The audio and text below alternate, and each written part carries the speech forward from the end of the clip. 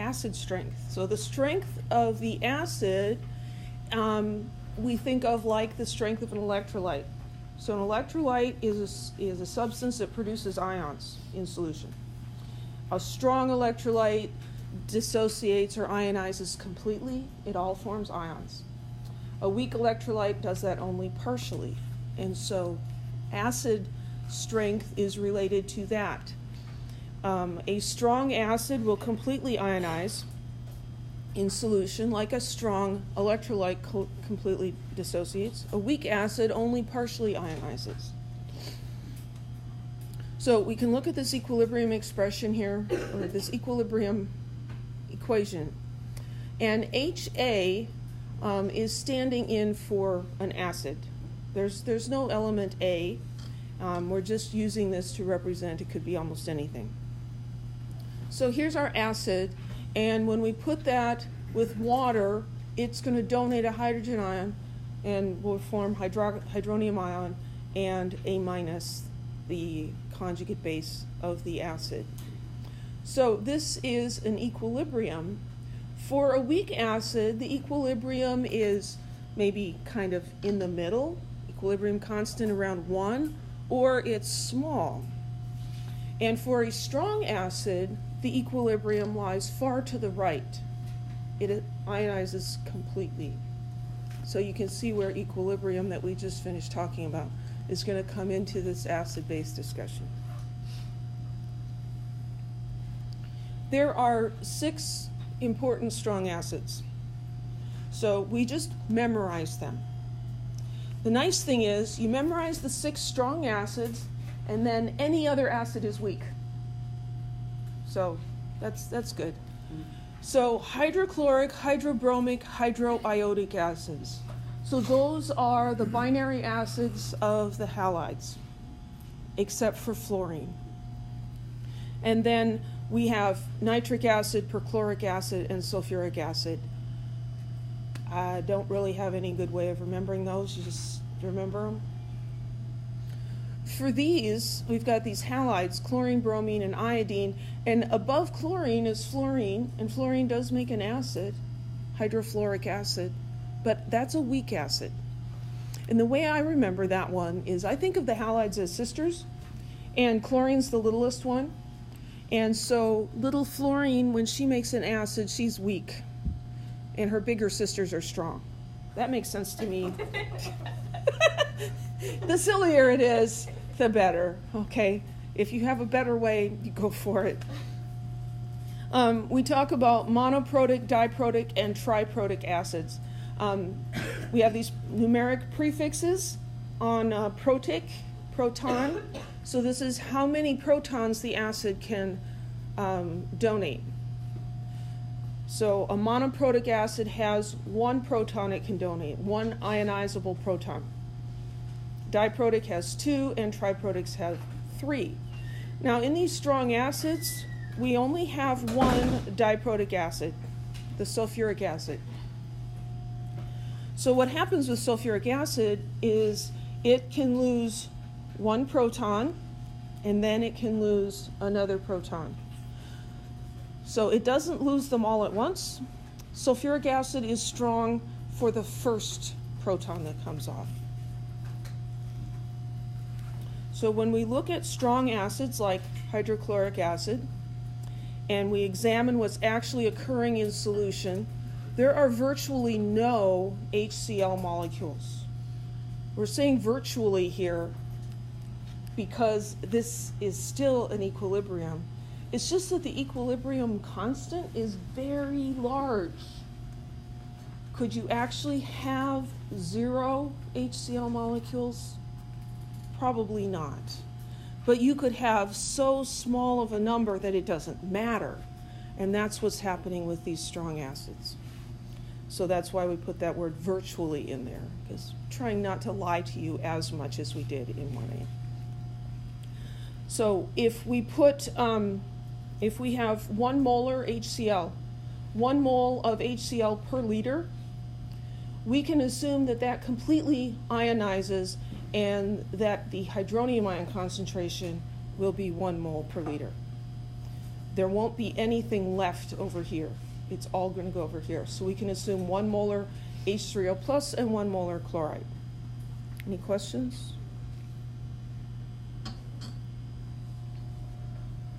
A weak acid only ionizes partially. There's still a large number of the intact molecules. So HF is a great example of a weak acid. So here we've got HF. We put that in water. It does ionize. It forms hydronium ions and fluoride ions. But we definitely need the equilibrium arrow here because this is not a complete ionization. If we look at what's in the solution, we actually see a lot of HF molecules and only a few fluoride ions and hydronium ions. So it only ionizes a little bit. So if we have a 1 molar HF solution, the hydronium ion concentration is actually much less than 1 molar because this does not go completely. It only goes a little bit. Any questions? Weak acid, strong acid kind of makes you think, well, a strong acid would be more dangerous than a weak acid, right? It has nothing to do with that. It has all to do with, is it a strong electrolyte or a weak electrolyte? How much does it ionize?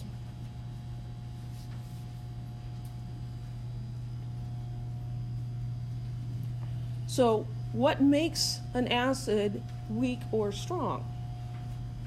Well, it has to do with the attraction between the conjugate base and the hydrogen ion. When it acts as an acid, it donates a hydrogen ion.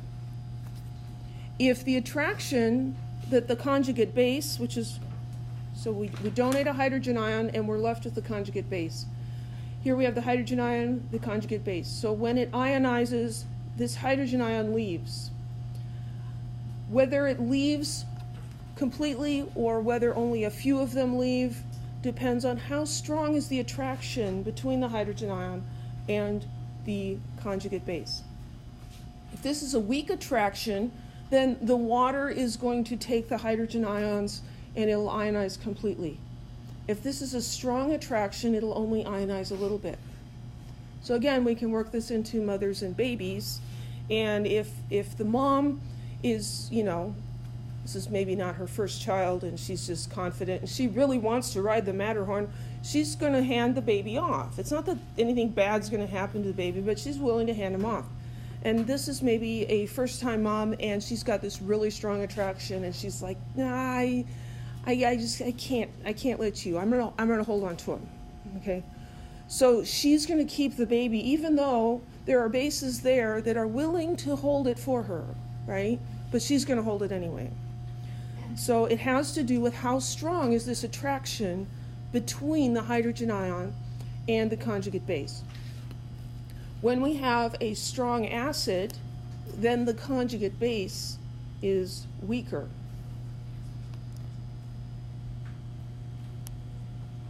I maybe should explain that. When this conjugate base acts as a base, it accepts a proton, right? If this has a strong attraction for the hydrogen ion, then it will act as a strong base. It will be a stronger base than if it has a weak attraction. So this is a strong acid. It will very easily dissociate, but then its conjugate base is weak. So the strength of the conjugate acid, the acid and the conjugate base are inverse. The stronger the acid, the weaker the base. The weaker the acid, the stronger the base.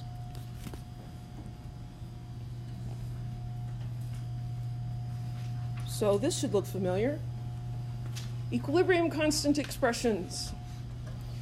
So we can write this acid ionization equation. So we have our generic acid and water, and the water is accepting the proton, acting as the base. And here we have our conjugate base from the acid. We can write this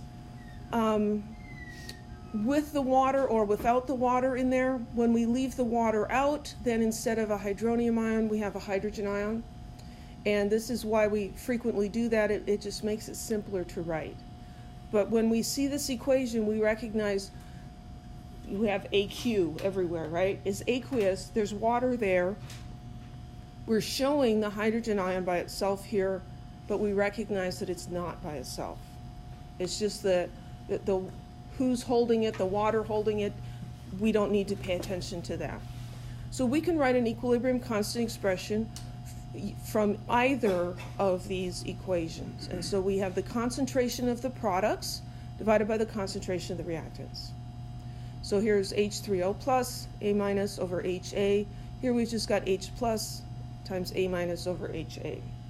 Again, H plus and H3O plus we use interchangeably. That can be confusing, I'm sorry.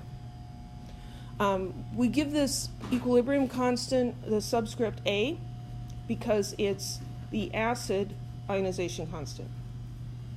So if we have a small value of K, this equilibrium constant, does that mean that the equilibrium lies to the right or to the left? Small k. To the left. So if K is small, that means we're going to have a significant amount of the intact acid molecules. That's going to be a weak acid. If K is large, that means that the equilibrium lies to the right, and it's going to ionize completely or mostly completely. So small Ka means a weaker acid. Here's a table from your textbook that shows several acids, a bunch of them, and their acid ionization constants. These constants are not something you memorize. You look them up when you need them, so don't worry about that. So you might need to refer to this table for homework problems. On an exam, I would give you this information. I'd give you either the Ka or the pKa. So this is showing the ionization reaction. This shows the structural formula, which for some of these more complicated acids, it's helpful to look at that, like benzoic acid. You see this formula and you're like, oh my goodness, there's all these things in there. Well, this hydrogen over here, that's the one that's donated. And the rest of this just stays together.